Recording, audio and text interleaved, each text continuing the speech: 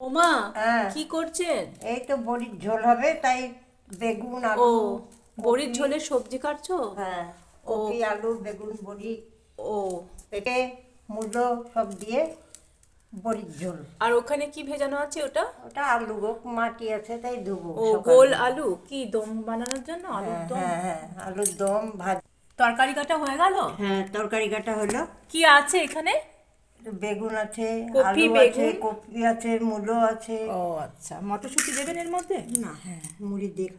হ্যাঁ, দুটো দিই। অল্প করে হ্যাঁ মটরশুঁটিও দেবেন না? হ্যাঁ। তাহলে মটরশুঁটি ছাড়ান, ছাড়াও। নতুন বড়ির ঝোল খেতে কিন্তু খুব বেশ ভালো লাগে শীতকালে। এই বড়িগুলো তো ঘরে দেওয়া হয়েছিল আমাদের, না? হুম। গত বছর না ঘরেই এই দেওয়া বছর, এই হয়েছে। বছরেরই মনে হয়, না? হ্যাঁ। আজ হবে কপি বেগুন দিয়ে আর মূলো আলু দিয়ে বড়ি দিয়ে ঝোল। ওমা, এর মধ্যে কি আছে? বড়ি আছে কলাইয়ের ডালে। ও, কলাইয়ের ডালে বড়ি, তাহলে দাও। না, বা বড়িগুলো তো দারুণ। গত বছরে সে আমি দিয়েছিলাম ওগুলো নাকি? হ্যাঁ। ও, প্রথমে কি বড়িগুলো ভেজে নিতে হবে? হ্যাঁ, বড়িগুলো ভেজে নিয়ে তুলে রাখো, রেখে ওই সবজিগুলোকে ভাজো।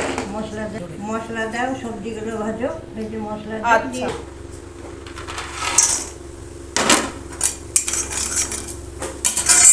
ওমা, বড়িগুলো লাল লাল করে ভেজে তারপর তুলে রাখলাম, না? হ্যাঁ হ্যাঁ। তারপর শুকনো লঙ্কা জিরে ফোড়ন, সবজিগুলো ধুয়ে তুলে তারপর ভেজে জিরে আর শুকনো লঙ্কা দিয়ে তারপর সবজিগুলোকে ভেজে নেব।